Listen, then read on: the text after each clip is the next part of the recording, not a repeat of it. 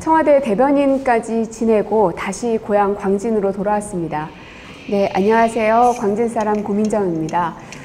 지역을 돌면서 많은 분들께서 이제서야 왔구나, 반갑다, 그리고 응원한다, 또 활력을 꼭 넣어달라, 여러 가지 말씀들을 하셨는데요. 이 많은 광진 주민들의 그 마음을 다 받아 안아서 국민들의 목소리를 기본으로 하는 그런 소통의 정치를 만들도록 하겠습니다. 그리고 또 하나는 이 문재인 대통령으로부터 배운 그 정치로 촛불이 탄생시킨 이 정부를 반드시 지켜내야 되겠다라는 마음으로 이 자리까지 나왔고요.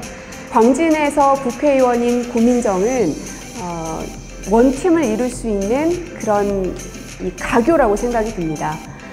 구청장, 서울시장, 정부 부처, 대통령까지 이것을 하나로 이을 수 있는 사람이 누구인가, 그 원팀으로 실제로 정책을 현실화시킬 수 있는 사람이 누구인가, 그 부분에 대해서는 제가 적임자라고 자신합니다. 그러한 힘으로 이곳 광진에서 저의 모든 역량을 쏟아부을 생각입니다. 아무래도 지난 대선이 가장 기억에 남죠. 17년 대선은 저의 인생을 바꾼 것이기도 하고 우리 대한민국을 완전히 뒤흔들어 놓았던 선거였습니다. 역대 한 번도 있었던 적이 없는 하나의 정권이 탄핵이 됐고, 그리고 그 이후에 이 촛불의 힘으로 국민들의 손으로 만들어진 정부였기 때문에, 그리고 또 저 개인적으로는 저의 모든 삶을 걸었던 선거였었고요. 그냥 단순하게 아나운서였던 사람이 정치권으로 갔다, 이런 것이 아니라 저의 평생 직장이었던 곳을 다 끊어내고 갔었던 길이기 때문에 저로서는 되돌아갈 다리를 끊어버린 그런 선거였었죠. 그래서 정말 죽을 힘을 다해서, 그리고 온 힘을 다해서 치렀던 선거였기 때문에 저한테는 가장 기억에 남습니다. 우선은 많은 국민들께서 저에게 주신 기대가 컸습니다. 그리고 이 시대의 완성을 봐야 한다, 촛불이 만든 그 시대적 사명을 완수해야 된다라는 소명이 저한테 있었고요.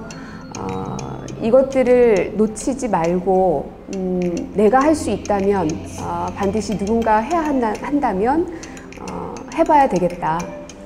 아무래도 과연 광진을 어떻게 고민정이 만들어 줄 것인지가 관심의 대상일 겁니다. 살기 좋은 마을로 만들고 싶습니다. 단순히 어떤 모델이 되는 지역을 따라서 하는 것은, 그리고 황제식 개발을 하는 것은 지금 시대에 맞는 것은 아니라고 생각이 듭니다. 어릴 적부터 제가 살았던 광진은 골목이 살아있고 또 주민들의 역사가 살아있는 곳입니다. 그것들을 지켜내면서 과거와 미래를 함께 혼합시킬 수 있는 방향이어야 되고, 그것이 정치인의 눈으로 보는 것이 아닌 주민들 중심의 눈으로 봐야 한다. 그래서 주민들이 주인이 되는 그러한 발전을 이루어야 된다는 생각이 굉장히 큽니다.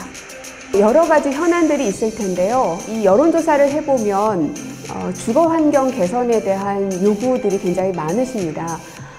앞서 말씀드린 것처럼 광진만의 특징일 수도 있을 텐데, 이제 골목이 많다 보니 길이 좁고, 그 다음에 어떤 전깃줄 문제라든지 아니면 이제 도로 정화 문제라든지 간판이라든지 이런 작은 것들부터 시작해서 좀 더 주거 생활들이 편해야 되는데 그 편의시설들이 좀 부족하게 느끼시는 것 같습니다.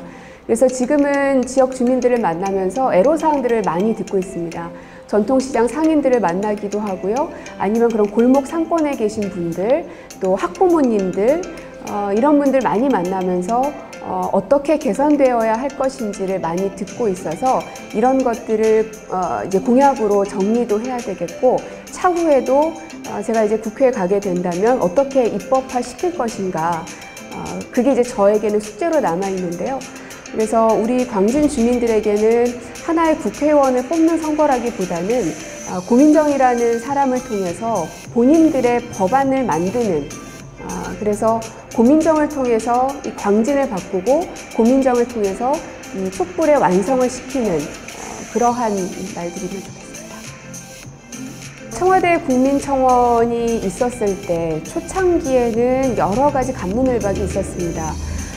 가장 컸던 것은 어떤 감정의 배설구다라는 표현을 쓰시는 분도 계셨고, 혹은 이렇게 비판의 목소리들, 그러니까 우리가 굳이 몰라야 될 사안들까지 청원을 통해서 너무 많이 알게 되는 것 아닌가. 근데 그것을 거름망을 잘 해줘야 될 것은 사실은 언론입니다. 정말 국민들에게 필요한 것들은 언론을 통해서 증폭시켜야 되는데, 그렇지 않고 그냥 사그라들 수도 있는 문제마저도 어떤 정쟁의 도구로 삼을 만한 것들은 이슈로 끌어올리는 경우들이 참 많았습니다. 그 부분에 대해서는 언론의 이 서운한 감정이 저는 있습니다. 왜 우리가 나침반의 그 진함철도 가만히 있으면 고장나는 거잖아요. 이 끝까지 북극을 향하는 제대로 작동하는 나침반들은 그 진함철이 계속 흔들릴 수밖에 없습니다. 그런 것처럼 이 민주주의 작동 원리가 제대로 움직이려면 다양한 의견들이 가능해야 되고, 그런 말들이 이 사회에서 가감없이 나올 수 있어야 되고, 오히려 반대의 의견들 혹은 다양한 의견들이 차단된 사회는 그건 굉장히 우리가 경고음으로 들어야 하는 아주 위험한 상황일 것이고, 그래서 국민청원이나 혹은 국회에서 하고 있는 청원 제도들은 굉장히 우리 사회가 건강해지고 있다는 증명을 보여준다고 생각을 듭니다. 그리고 그 청원을 통해서 많은 국민들께서 올바른 방향으로 이것을 걸러주신다는 생각을 참 많이 했었습니다. 옳지 않은 내용에 대한 과도한 청원이 올라왔을 때, 혹은 그러니까 어떤 누군가의 인격을 모독하는 부분이라든지 폄훼하는 부분이라든지 이런 청원들도 다수 있었습니다. 하지만 그것에 대해서는 국민들도 아니다라고 분명히 판단을 해주셨습니다. 이 청원을 받아들이려면 우리 사회도 다양한 의견들을 받아들일 준비, 그리고 조금의 진통이 반드시 있을 수밖에 없다는 준비, 이런 마음의 준비들이 되어 있을 때 우리 대한민국의 민주주의가 한 단계 더 성숙할 수 있을 거라고 생각합니다. 어렵고 힘들 때일수록 기본으로 돌아가고 원칙을 삼아야 한다고 우리는 많이들 얘기합니다. 정치의 가장 기본은 국민들과의 소통입니다. 정치가 있는 이유는 대의민주주의, 국회가 있는 이유가 바로 그 대의민주주의를 위해서인데요. 국민들을 대신해서 온 사람들이라면 그들의 목소리를 경청할 줄 알아야 되고, 그것을 어떻게 법으로 만들 수 있을 것, 법으로 하는 것들을 국민들을 설득해내는 것이 필요할 테고요. 국민들이 정치에 대해서 혐오감을 느끼고 있다면 그것은 100% 모두가 다 정치인들의 잘못이라고 생각이 들고요. 그것을 진심으로 반성하는 정치인들도 또 현재 많다고 알고 있습니다. 그런 반성을 기반으로 해서 국민들이 봤을 때 힘나고 때로는 재미나고 뭔가 희망이 보이는 그런 정치를 보여줘야 한다고 생각이 들어서 저 또한 소통하는 정치인, 그리고 공감하는 정치인이 되겠다라는 게 저의 가장 큰 목표입니다. 만나서 반갑습니다. 잘 부탁드립니다. 혹시 후보자님 만반잘부 무슨 뜻인지 아시나요? 만반잘부. 잘부? 네. 만반잘부. 만반의 준비를 잘하면 부강해진다? 저희 네. 이제 이번 인터뷰 프로젝트의 네. 타이틀이기도 한데요. 아. 만나서 반갑습니다.